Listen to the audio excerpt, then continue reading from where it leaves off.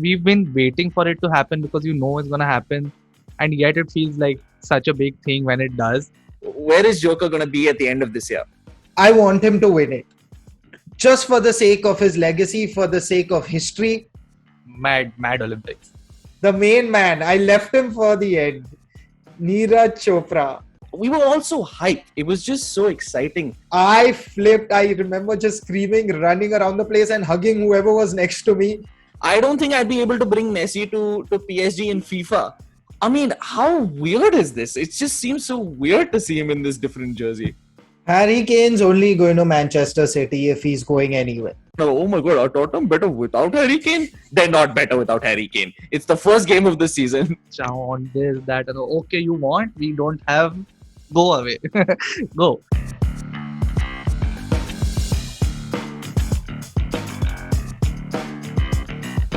Hi everyone and welcome back to another episode of All About Sports, the podcast.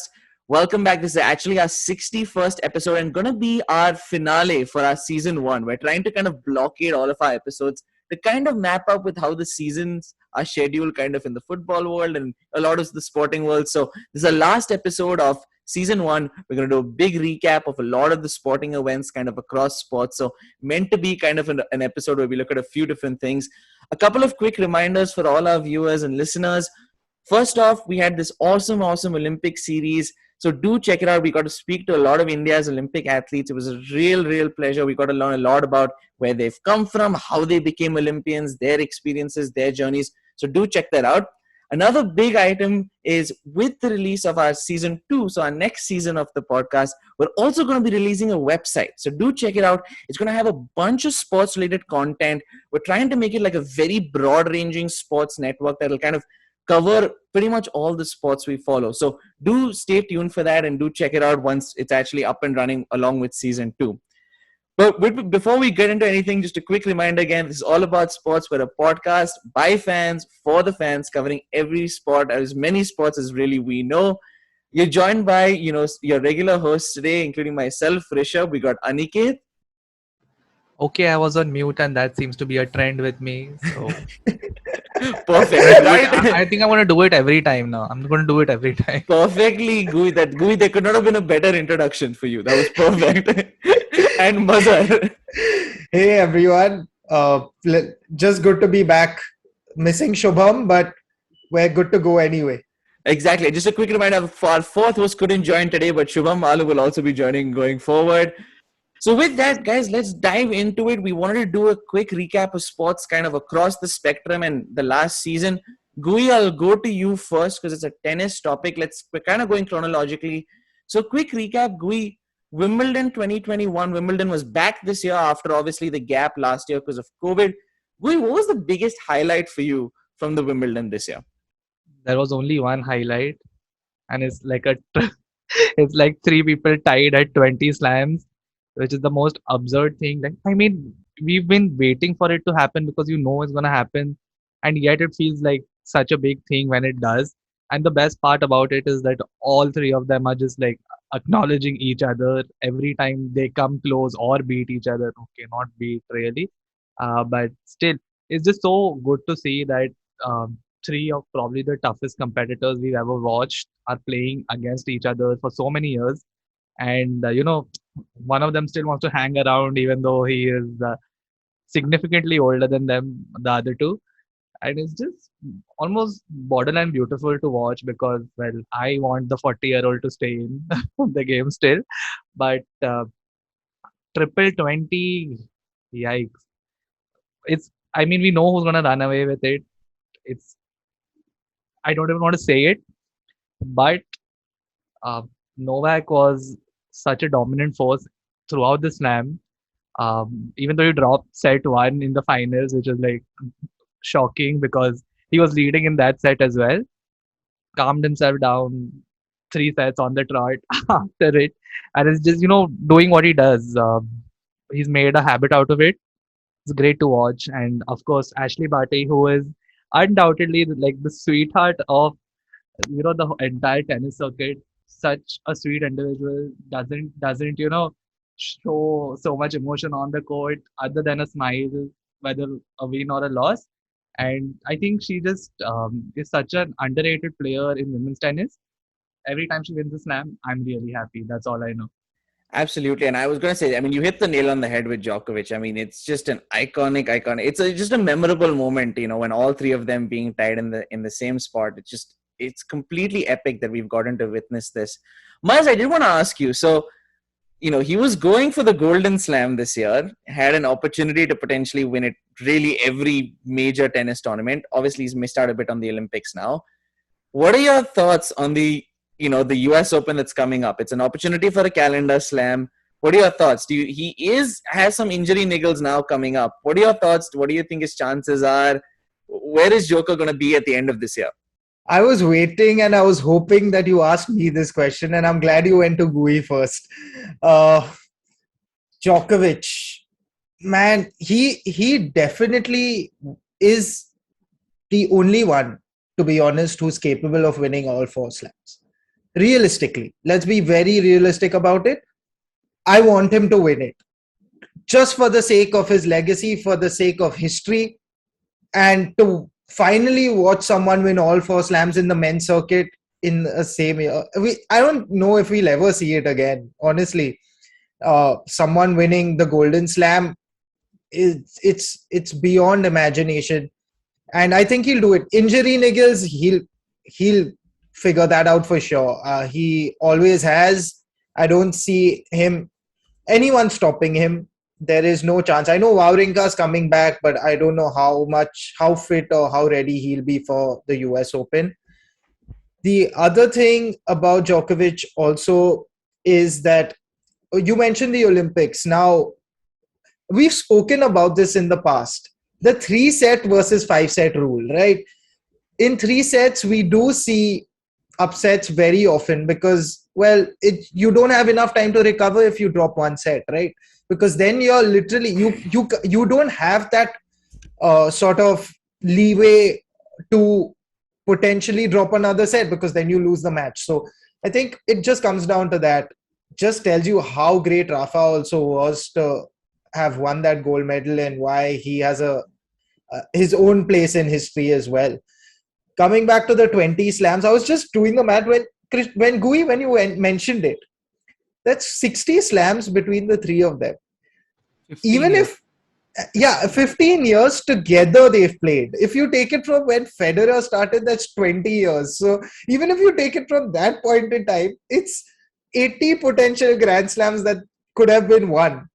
And they've all won 20 each. So that leaves literally just another 20 slams for the rest. It's wild, man. It's unbelievable. Just hoping that Djokovic stays fit and takes the US Open. Not really, not out of any disrespect to any of the other tennis players. Some of them are top players. I honestly think Medvedev has a great shot as well. Even potentially Zverev, he'll be extremely motivated with how he played at the Olympics. So I think there are a few guys who can upset Novak. Novak's temper's been at its highest point as well.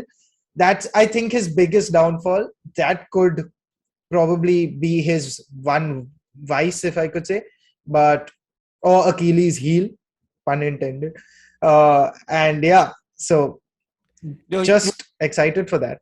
You make a good point, Maz, because of the 3-set game. Because Djokovic, I think this is his 3rd Olympics, and not coming out with a medal in all 3 Olympics is kind of surprising. Because Kachanov and Zverev were in the finals, and I don't think anyone has any doubt on who is a better tennis player amongst those 3. So the 3-set, and obviously I think, if I'm not mistaken, there were some concerns with heat. But Maz, I totally agree with you. I want it to happen also because selfishly, I want to witness history. I have this thing which in every sport, I want to have witnessed it live. It's kind of why I want to see LeBron win more than Michael Jordan. That's a separate conversation. But that's a great point, Maz. So, Maz, from going to one, historic moment, let's move to another historic moment. India and the Olympics this year. The highest ever medal tally coming out of the Olympics for India, along with a super iconic gold medal. Maz, how awesome was this Olympics for India, and what was your Olympic highlight? Honestly, it was a pure roller coaster ride, the Olympics. We started off in the best way possible. Day 1, Mirabai Chanu wins a silver in weightlifting. things were looking up. I was like optimistic. And to be fair, I was the eternal optimist, right? I think I predicted 13 medals for us, which was literally more than double of what we had won ever before that in a single Olympics. So, yeah, but I mean, seven, I'm not complaining at all. But started off with Mirabai. We came agonizingly close with archery in terms of just the performances. Again, the draw never favored us. We ended up with South Korea on all occasions.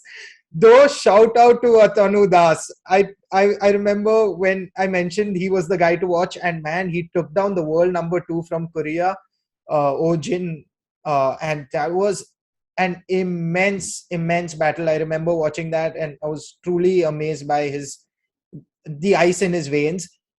Even his wife, Deepika Kumari, I know she's been critiqued a lot, but I think she had a strong showing. Archery is just one of those, right? It's a direct knockout, straight head to head. Sometimes it's going, sometimes it's not. Then wind also plays a factor. So I think all in all, I was quite happy with archery. Shooting was the real letdown. That's where I really thought we would perform. Yes, though two of our youngsters did perform well. Saurabh made the finals, just 19 years of age, finished seventh, sadly, and just finished seventh by a whisker. He could have potentially have qualified for the next round, and then you never know. But just lost out by what, point one, something like that. So I mean, Manu Bhakar also incredible display. Had a great first round. Was just missed out on the second round. But again, shooting is just like that. Still expected a medal, at least a couple of medals, to be honest, from shooting. But all in all, that's fine.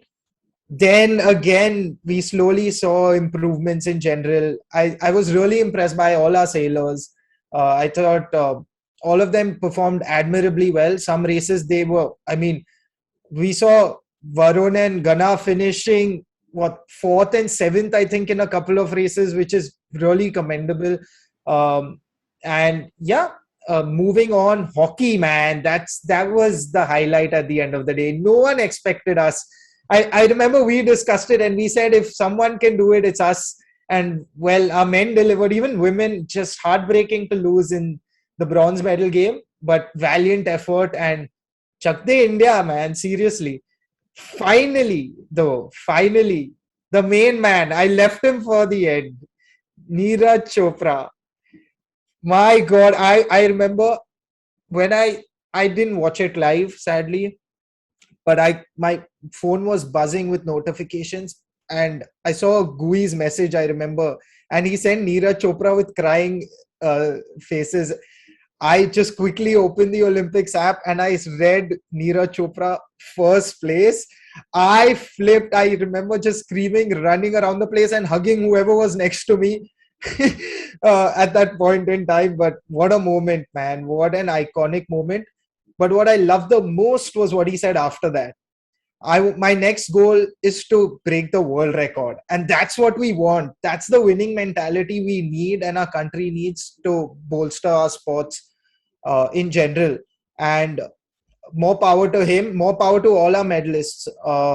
Wrestling never disappoints. I'm telling you, wrestling at the end of the day, man, our country needs to invest much more in wrestling. Bring it back. Bring Dangal back.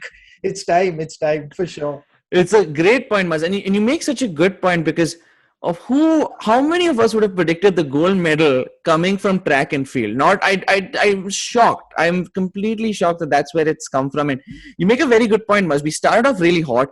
We had a little bit of a quiet spell, right? Especially with shooting and archery. That was kind of the middle to early phase of the Olympics. That was a little bit quiet for us from a medal standpoint.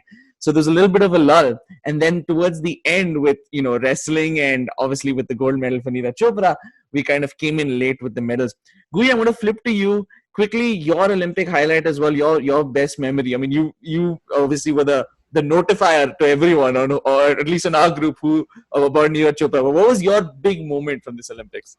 I remember we were doing pretty well in wrestling, and I was like, okay, medal, another medal, and I'm like, thank God, like this, at least I'm ending on a high.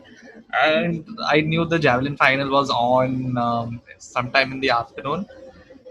and one of my friends basically just messaged me saying, let's step out. I'm like, get lost, please, get lost. Don't even bother. And I'm like, okay, fine. I mean, you don't have to be rude about it. And then it happens. All right, Neeraj Chopra throws, and he's one of the first. I think he was in the first three. He was Um, first after his first throw. no, He no, had I meant 80. I Yeah. meant like he was in the Oh, the order of throw. throws. Okay. I think he was third. He was the third one to throw. So you know, um, it was just basically I was thinking, okay, wow, this is great. But then the guy who's thrown like 90 plus is yet to come. So now, okay, it's fine, maybe silver, who knows?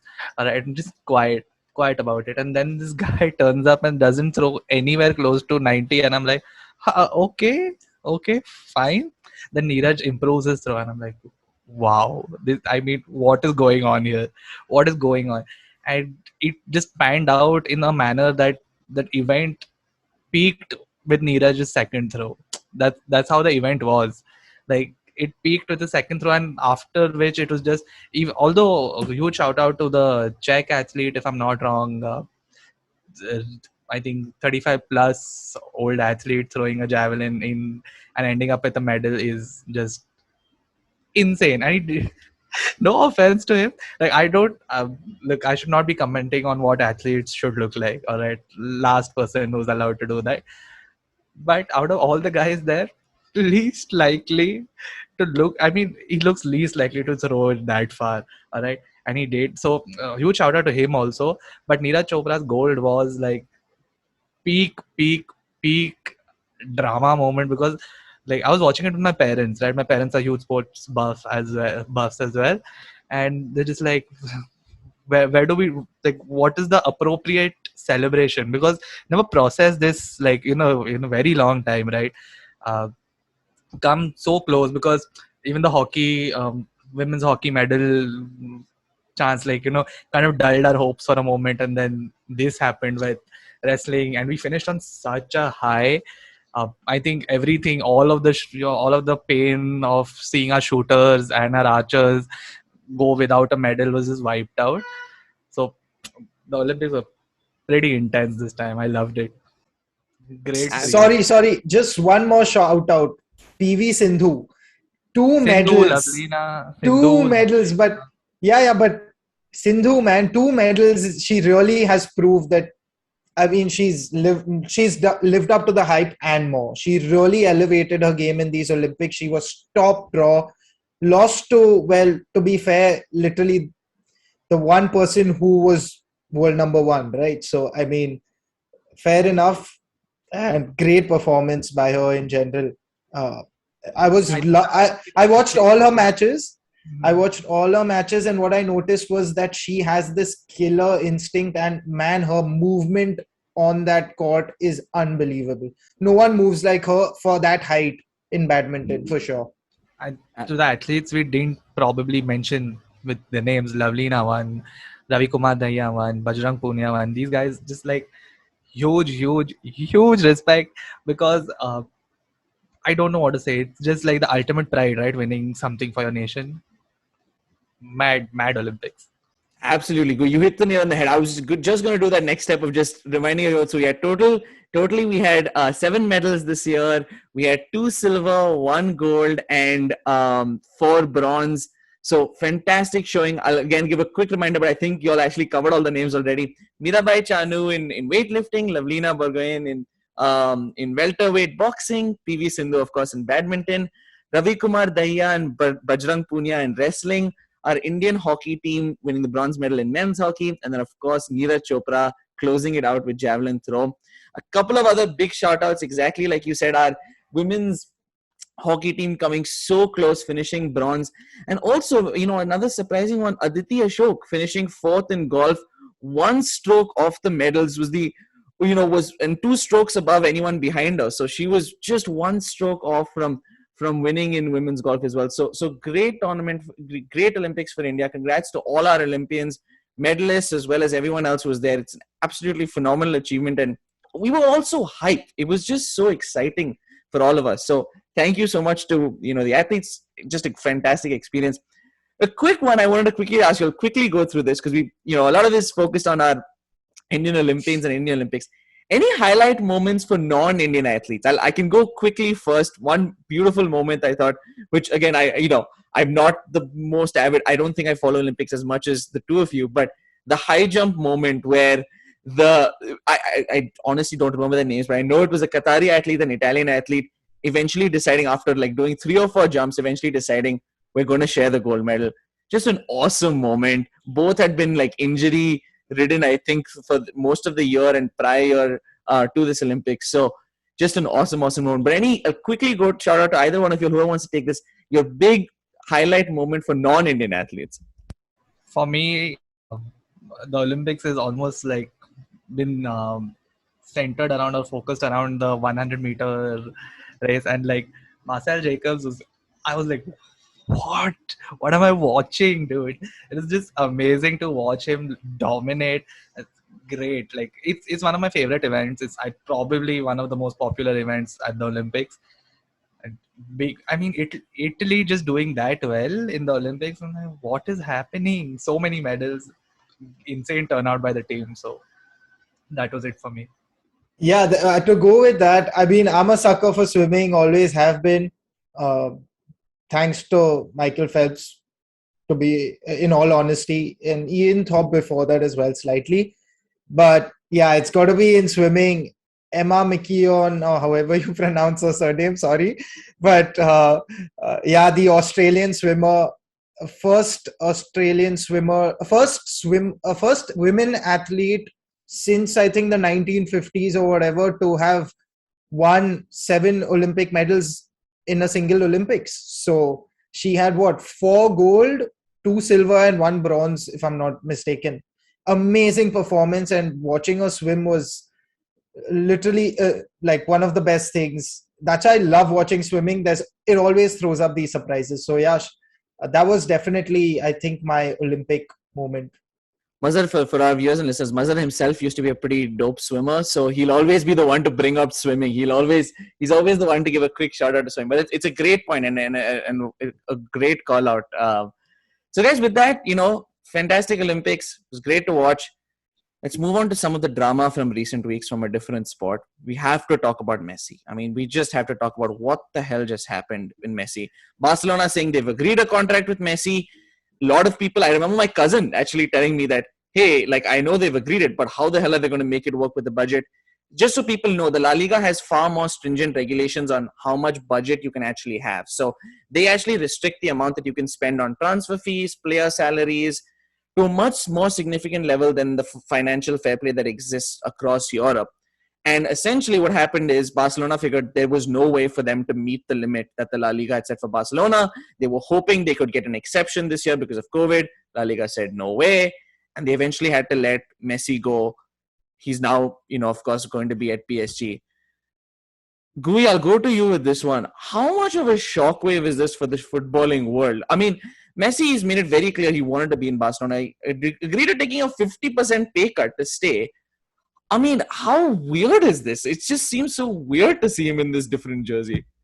I mean, to see him in any jersey, barring that blue and red, is when I see him in the third kit, also it creeps me out. I'm like, what is what's happening?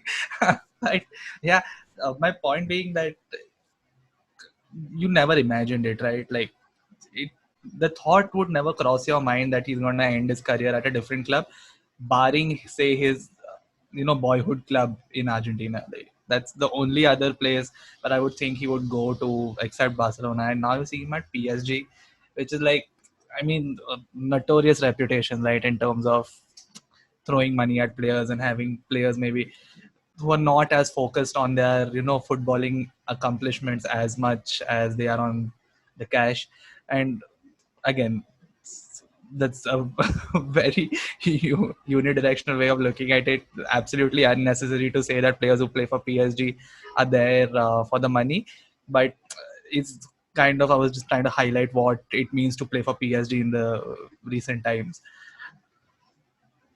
forming probably the most deadly attacking trio we have seen since Messi, Suarez, and Neymar 2014 Barcelona team.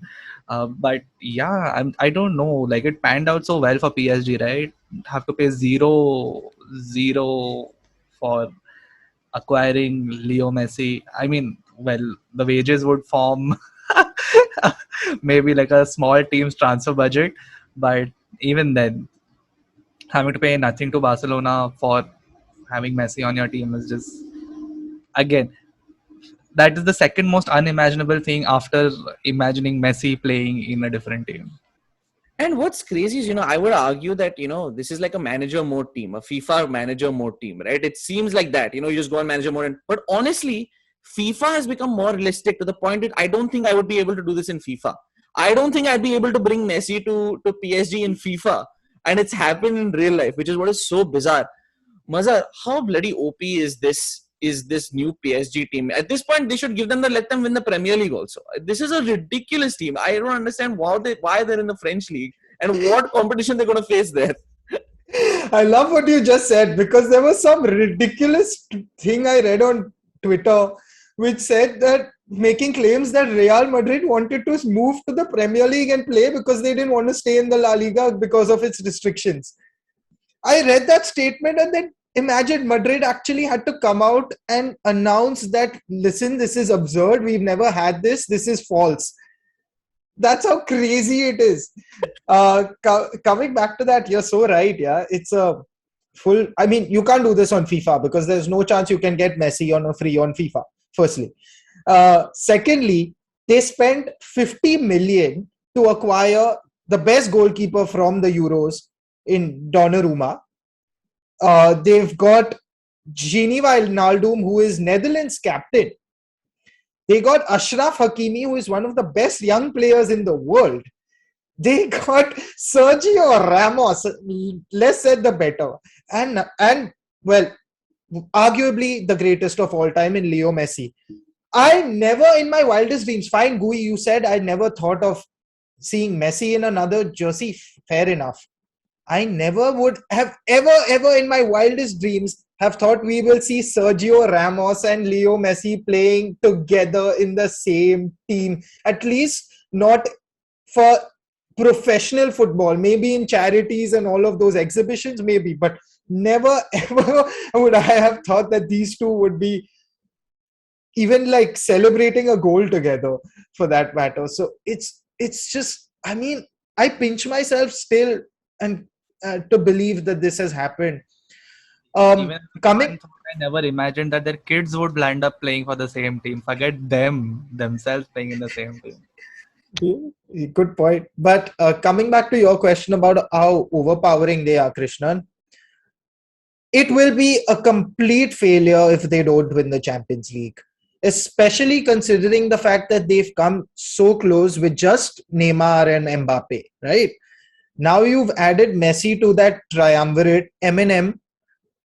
They have Di Maria off the bench. So, I mean, it's scary. Yeah. And honestly, I think Wijnaldum's just going to be... I think they were lacking a player like Wijnaldum in that center of the park. I thought Verratti was not enough for them. I thought they were lacking a bit of that mojo, so to speak. And now, well, in attack, it doesn't matter, right? You play... Gini can shoot from anywhere and not have any stress, because worst case, it doesn't work out, start passing it out wide or down the middle. Someone will score. It's crazy, man. It's just not fair. It's just not fair. And you make a great point, Maz, right? I mean, the French league is a non-competition for PSG at this point. And shockingly, somehow they didn't win last year. But I mean, that is a non-competition for them. The entire focus is entirely on the Champions League. And I actually hadn't heard the acronym MNM, but this is so good. You absolutely hit the nail on the head. Their offense, especially their attacking going forward, is just ridiculous. Anything short of a Champions League win is a complete and abject failure for this team. But let's continue on in the football vein. Let's keep going down this road. The first week, at the time that we're recording this, the first week of the Premier League is just happened. Some pretty, first week doesn't really tell much about the season because anything can happen in the first week. But Muzz, oh, we need to get more Arsenal fans on this podcast somehow. But Muzz, how do you 100 feel? fans are not going to help defend what has just happened against Brentford, all right?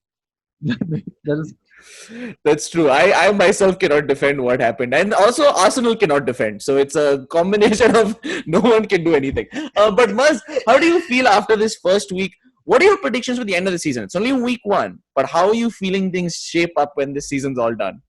I don't want to get too excited, but no. I mean, yeah, we crushed Leeds United. Fair enough. We crushed them last season as well. Now we have a much more well-oiled unit. The motivation's high because we've got Sancho and Varane, so players also seem to be more confident. Oli seems to have found his feet. Uh, got the new contract. I think things are looking up for United for sure. United need one more player to challenge. Technically two, because I don't think there's any. I mean, there's no backup for Wan-Bissaka unless they're looking at Dalo as the backup. Uh, then maybe it's okay, but a Trippier would be the ideal sort of guy to challenge Wan-Bissaka for that role in right back. I We've been strongly linked with him, so I would have liked that to actually move forward and probably have him. But the biggest question lies, and honestly, I like McTominay a lot. And well, Fred is very. It's like sometimes he's on, sometimes he's off, so you can't really rely on him. So we need a reliable central defensive midfielder who we can just play as a pure number six, so we don't need two guys protecting the defense. Now with Varane coming in, we might still not need to because he's got the pace, and I think he will give Maguire also a lot of freedom in terms of all of that. So things might change. I think United still need a bit more to actually win the title, but early signs were promising for sure.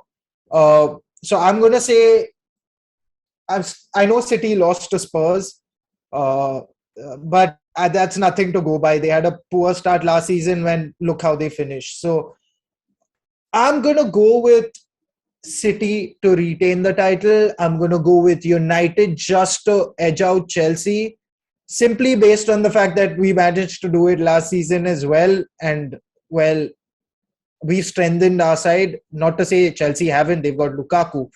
But I mean, that's more than strengthening. But I don't know. Teams don't win on paper, do they ever? So that's why I'm not going to just go by that. So I'm going to say City first, United second, Chelsea third, Liverpool fourth. I think I still think Liverpool are also in the running. I know people aren't even talking about them right now. Everyone's just talking about City, United, and Chelsea. But I'm telling you, man, Jurgen Klopp is a master. And as much as I hate to say it, it's true. And watch out for Liverpool again. I totally agree with you, Maz. One quick shout out also to Pogba. We keep talking how many times about France Pogba being different than United Pogba. Again, it's one game, but oh my god, his passing that game was just unbelievable. His vision's just beautiful. Gui, I'm going to go to you next. We heard Mazza's predictions. From what you've seen so far or through the transfer season, what are your predictions for the end of the season for the Premier League? I am not going to bet against City. That's just illogical. All right. So City first. I will not. Out of spite, I will never be able to say United second. So, all right. But no, to be honest, like Chelsea's biggest problem seemed like they couldn't score enough. That's the direct fix they've tried to achieve. So maybe for them, second. I don't want them to finish second either, but fine. Second is better than United finishing closer to the top for me personally. Um, um, and again, like a lot of people are saying that the Liverpool hype is going to die down. Excuse me, like what is wrong with you? Why would you say something like that? How it has something gone wrong with the team? No, is there something drastically wrong in the dressing room? Doesn't appear to be. Players are the same. Maybe injuries could derail, like cause a bigger issue than what people are portraying that there already is. because I don't know why people aren't putting as much stock in Liverpool. It's just absurd, right? They've been doing so well for the last 3 seasons. Why would you just say that Liverpool isn't going to be a top four contender again? So third to Liverpool. Um, United is going to finish eighth in, but I real like Bruno's going to drag them to the top four is what I feel. Perfect. Okay, fair enough, Gui. And just to round it out, I'm gonna three for three. I think City retains the title. I actually think Liverpool second again, somewhat out of spite, although I think United has a good chance. Um, I think United third, and I'm actually gonna say Leicester break into the fourth this year. I think they overcome it. I know I'm predicting Chelsea and Tottenham falling out, but I those are my predictions. But these are interesting conversation because Mazhar, you mentioned today how City lost. They lost to Tottenham. One of the people not on the squad today, of course, Harry Kane. Now, before anyone gets on the conversation of, oh my God, are Tottenham better without Harry Kane? They're not better without Harry Kane. It's the first game of the season. Buzz, what is going on with Harry Kane? I mean, there's no coming back from this. I don't think there's any chance he stays. But where does he go? Because after the big Grealish signing for Manchester City, it's a little unclear if they are looking to sign him on. We know that historically Pep Guardiola likes to play a false nine. Hasn't really fallen in love with any like pure number nines. Where is Harry Kane going from here?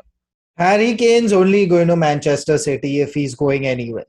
I'm still telling you that. No matter what Pep may have and what style and all of that, Harry Kane is a deep lying striker, if that's a term I can use for him. He loves to get onto the ball, so he'll drift deep.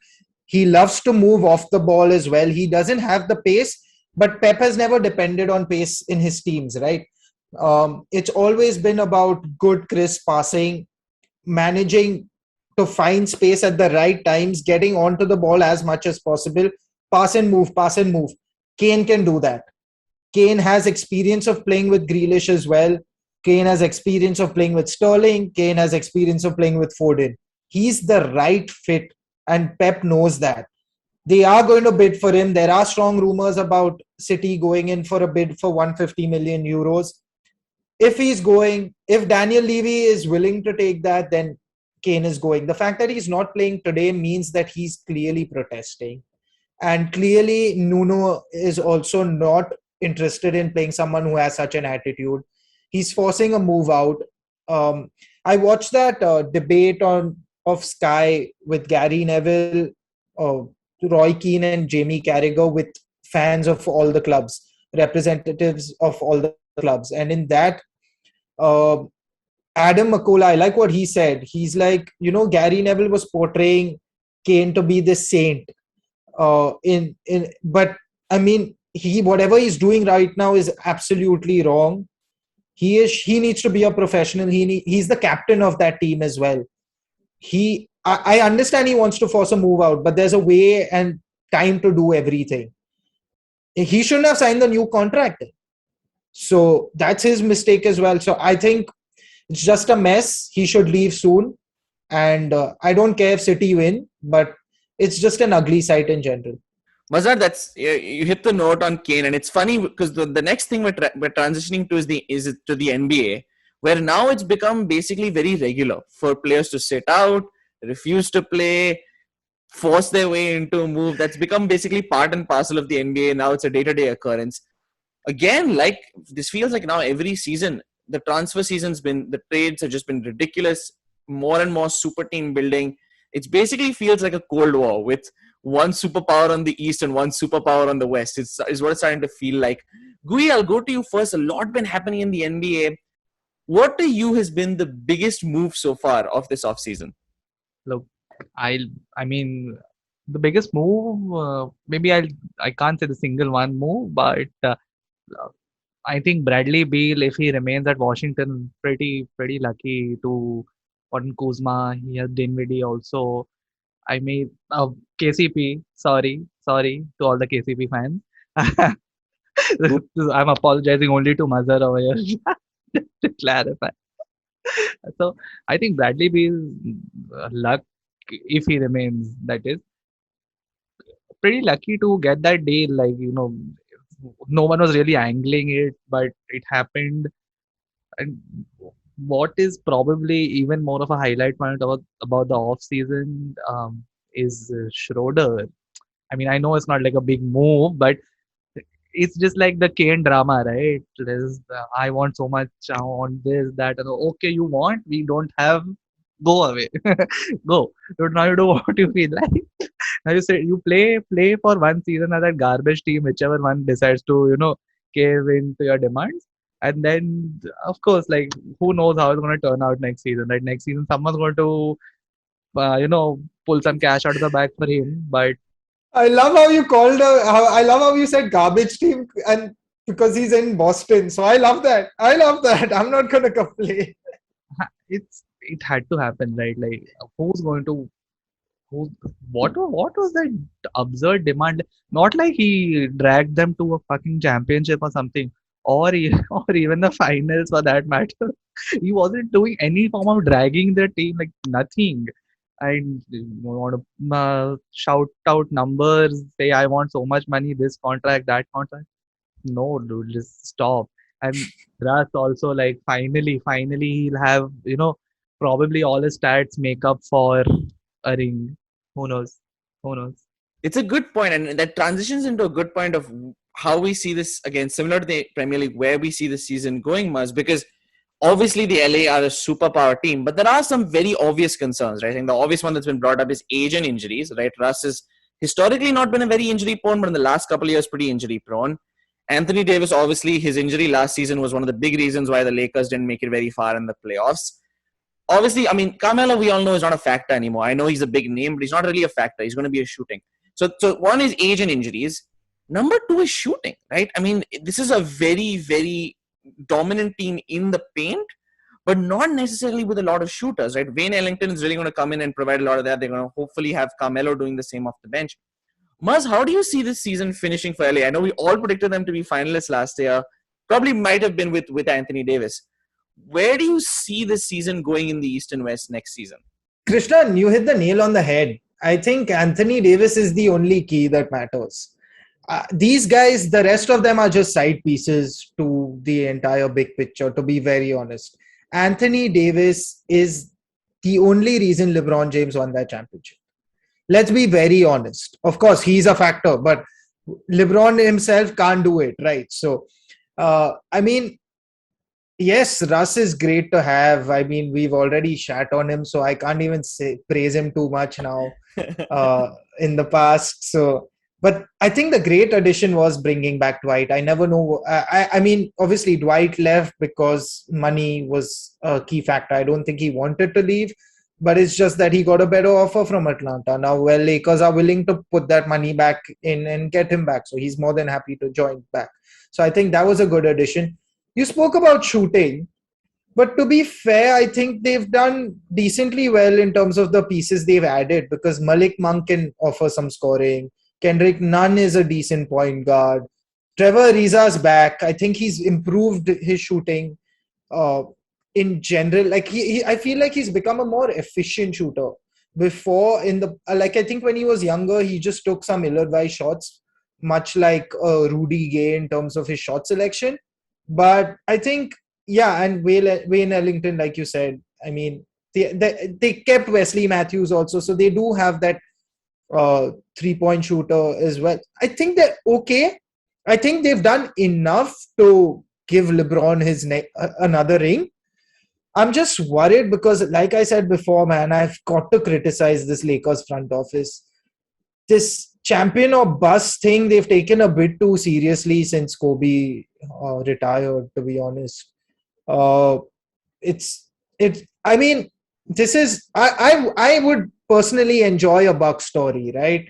Like, I would have loved to have seen, after Kobe retired, this entire rebuild process going on. Acha, I was a big fan of keeping Lonzo, keeping all those pieces, Ingram, Randall, all of them. Just imagine that team, that young core. I definitely would have seen that team, let's say not now, but maybe 3 years more. They could have been a serious force to reckon with if they just kept all those pieces together. Even Kuz, I think, the Lakers, I think LeBron coming to the Lakers stunted his growth in a way. I think we'll see him flourish in Washington. I think Washington have got more from the trade than the Lakers did. I think the Lakers just got Westbrook because of the name. Not to take away anything from Westbrook. Triple double machine, Haven't we already taken a superstar. lot away from him? Haven't we already Exactly. taken away a lot from Catch our him? previous episodes. No, but what I'm trying to say is like LeBron's come out and said, that people are, you will talk about our age and you will talk about this and that. We'll see who's laughing at the end of the season and whatnot. Even if he wins the ring, and now I'm still not going to bet against them because you can't bet against LeBron. Let's be very honest. It's very hard to bet against LeBron. But if AD is not 100% during the conference playoffs again, they'll be in trouble once again. AD is the key to the championship, period. I don't think Brooklyn are going to fail again. Let's be very honest. They missed out on a line cut by KD against the Bucks, but the Bucks made the most of it and respect where it's due. They won the championship. Giannis, you are a beast. Love you. But yeah, man. Going into next season, I wouldn't want to. I'm not going to say the Lakers will win. I think it's going to be the Nets. Or I would love to see a Bucks repeat. Would love to see it as a neutral. Obviously, as a Lakers fan, anyone but the Lakers winning will suck. But as a neutral, go for that. It's a great point, Maz, and that's what made the Bucks story. I love the analogy you said. I would love a Bucks story, right? Because when Giannis was up for free agency, everyone was concerned he was going to leave. He chooses to stay. Obviously, like you said, injuries played a part. We can't deny Kawhi's injury, Anthony Davis's injury. All those injuries did obviously the Brooklyn Nets injuries played a part, but they made the most of it. And at the end of the day, that opportunity existed for lots of teams, right? I mean, Denver could have done better. There are lots of teams that could have, the Clippers could have taken advantage even with Paul George. So lots of teams had opportunities. The Bucks step up and get it done. Do I predict them necessarily being as successful, going forward? Probably not. Again, a couple of other quick shout-outs to some moves that were made this season. Kyle Lowry moving from Toronto to Miami. That's an interesting one. Seems to be a good culture fit. And then, of course, like we already mentioned, Carmelo Anthony moving to the Lakers. And then another interesting one, a little, not a super team, but like three well-known players now in Chicago, right? We have Zach LaVine, Lonzo Ball, and DeMar DeRozan teaming up. It'll be a cool all offense, no defense type team, barring Lonzo. Lonzo will play defense, but I think that's really about it. So it's looking to be an interesting season. Gui, I'll quickly go to you before we wrap up. Anything you're looking forward to in this new NBA season? Not a repeat of last season. That's all I'm gonna say with the Lakers. Like, I just don't want them to shit the bed. Like, they didn't really shit the bed. It was just like you knew it wasn't happening for them. I don't want that scenario again. At least I want some hope, in the sense that you know maybe they can at least get to the conference finals, because they were just too injury plagued the last time around. I don't want to see that. That's about it. I completely second that. I want upsets, but fewer injuries. I think injuries really, really rocked last season. And congrats to whoever made advantage of it. Congrats to Chris Paul reaching the finals. But fewer injuries this season would be nice. Maz, you look like you were about to jump into something. Sorry. Yeah, you brought up Chris Paul, and well, he can go to hell, man. but no, but coming back, I think the biggest losers in this offseason were the Mavericks. Just really sad that they didn't find a piece to support Luka Doncic. He is the alpha player after Giannis, I would say, currently in the league. So really sad that they didn't find that piece to the puzzle. The guy had a great Olympics as well. I would have liked to have seen Dragic only joining. Maybe that would have been fun. A Slovenia uniting thing. But all in all, hopefully Dallas can clear up some space and pick up someone next season. You never know. I was going to say, and them losing Rick Carlisle, right? An elite coach for Jason Kidd, who people have questioned, right? It's a little bit confusing. He's probably not a bad coach. He's not an elite coach either. So I don't necessarily have the highest hopes for Dallas. But with that, everyone, thank you so much for listening, guys. This is a great conversation. We just want to do an overall recap of everything that's going on around the sports world. Do leave us comments or DM us on other topics you want us to cover, any other sports you want us to cover. We're super excited again for season 2. Do stay tuned for the new season. Stay tuned for the website that's coming out. And with that, have a great rest of your week. Stay safe. Take care. Bye.